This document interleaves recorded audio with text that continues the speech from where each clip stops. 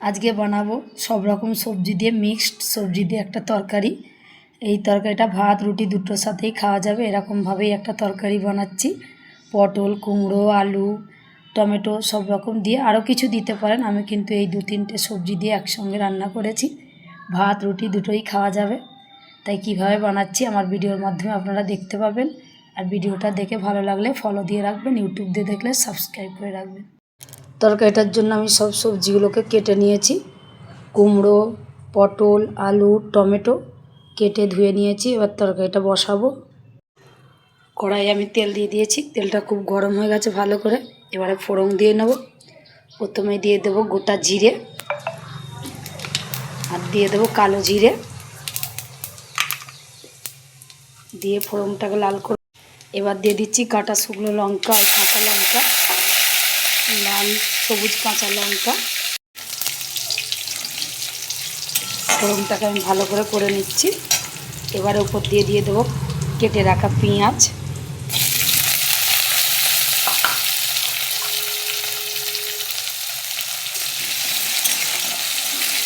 পেঁয়াজটাকে একটু লাল করব। ফোড়ন তেলে পেঁয়াজটাকে একটু লাল করে নিচ্ছি। পেঁয়াজটা ভালো করে লাল হয়ে গেছে। এবার আমি সবজিগুলোকে ভাজবো একটু। প্রথমে দিয়ে দিচ্ছি পটলগুলোকে দিয়ে আগে একটু ভেজে নেব।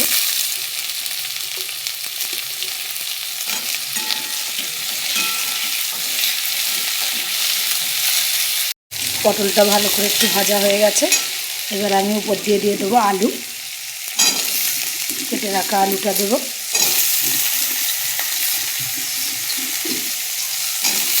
আলুগুলোকে দিয়েও একটু ভেজে নেবো ভালো করে।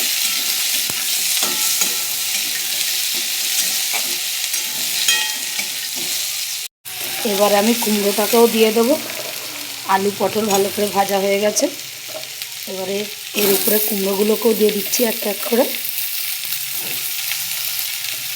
এটা একটা ভাজি তরকারি, সব রকম সবজি দিয়ে তরকারিটা বানাচ্ছি।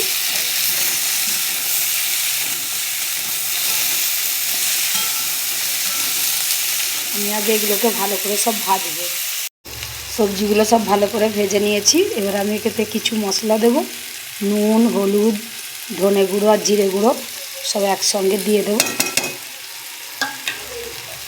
দিয়ে একটু কষাবো।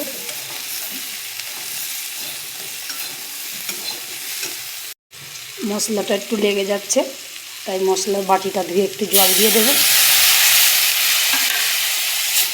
জলটা দিয়ে আরও একটু কষাবো।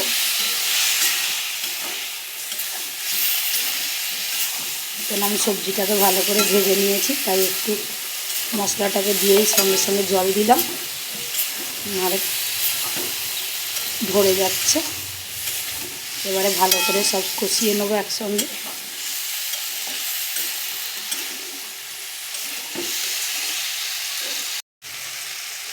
ভালো করে কষিয়ে নিয়েছি। এবারে দিয়ে দেবো একটু টমেটো।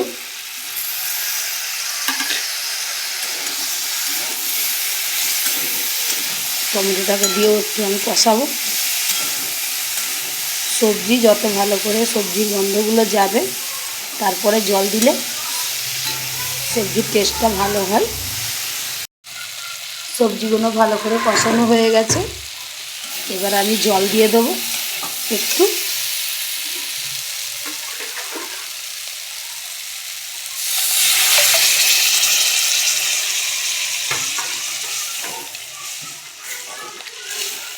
জল দিয়ে আমি ঢাকা দিয়ে দেবো।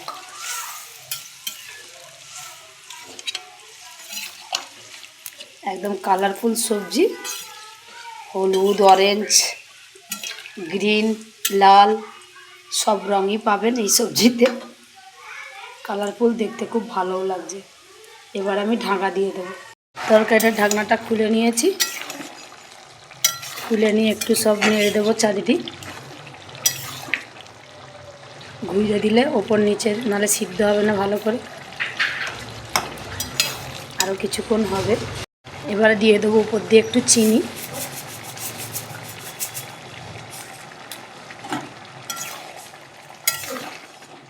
চিনিটাকে দিয়ে আবারও আমি ঢাকা দিয়ে দেবো।